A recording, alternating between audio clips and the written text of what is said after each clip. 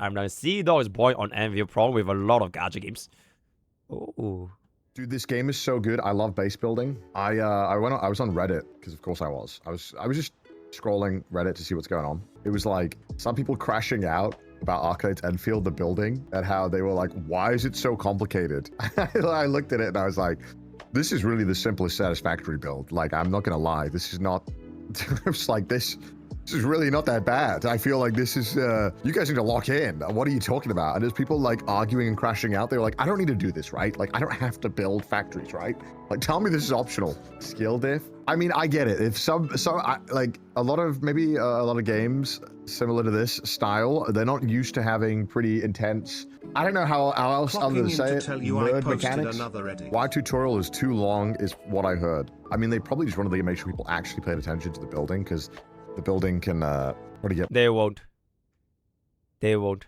There's no point playing the tutorial because all you need is the yoink. The art of yoinking. Blueprint ruins Arcade Endfield. They should remove the blueprint so that we can gatekeep all the builds for now. I'm just kidding. They're pretty complicated. Look, there's a site you can use for blueprints that make it easier. Oh, well, I mean, that's great then. Can you use other people's blueprints? Like people upload them or something? Okay, we'll see how it goes. Oh, if you can use other people's blueprints, I think it's fine, right? That sounds like it would kind of take out a lot of the difficulty that would come with base build. Yeah, they throw tutorials at you at once. I mean, this is often the problem I find with... Okay, wait. This tutorial thing, I don't really get... Okay, personally speaking, bro, even till this day, I just don't do them, bro. Like, I just don't do them. I just refuse to do them.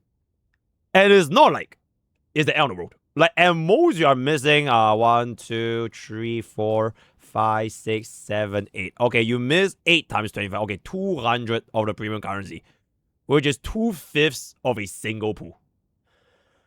Like, who the fuck cares, bro? Like, it literally just doesn't matter, right? And then the training, I also didn't do nothing.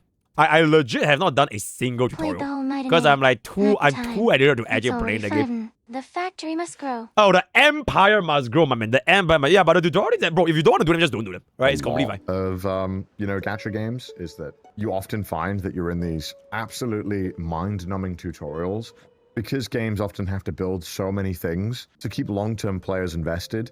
There's so many mechanics that get thrown on, or the game is just really complex from the get-go for various different reasons. But this tends to be a thing that happens a lot in gacha games. So you often get such massive front-loaded tutorials that aren't very engaging, but they have to tell you all this information. Otherwise, you know, the idea of having to make a cohesive thing that drip feeds you all this stuff is just too complicated. So they're just like, ah.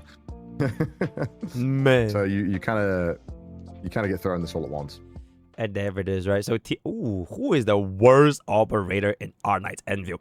Bro, all we need, right, for this is to wait for a main DPS to come out. A main nature DPS to come out, and then it's gonna be fine. Also, we are Charlie card being recommended is absolutely fine, crazy. TLDR, gacha players have it sport. Okay, one thing on the corner thing, right? This is from what I've heard from Brett's Creamy, which is, apparently the factorial aspect of this game is actually really easy because the input-output of this game is fixed. Like, you see all these belts. It is always at the exact same amount coming in and going out. And it will never change. So because of this, it actually made it like a lot more straightforward. 0.5 a second, yeah, so basically 2 per second, yeah. So like it's a lot more straightforward, and you don't really need to like customize the belt speed and everything, which could make this like super fucking complex. But because everything is the exact same and it's always the same speed at any point of time, you don't really need to care about it anymore. So the layouts will always look like very, very similar between one another. Like if you can customize the belt speed, it might lead to a situation where your buildings will look very different from another building. So like if you 2x speed this, and then you remove, you could theoretically just remove one of the lines over here, and make everything way more compact. And then you slow down the speed for one of these, so that you match on the other one. Yeah, but in any case, very, very good, very interesting. Okay, I can see you guys on the clip channel. I see you guys on the clip channel. You have cooled your last cool, my man.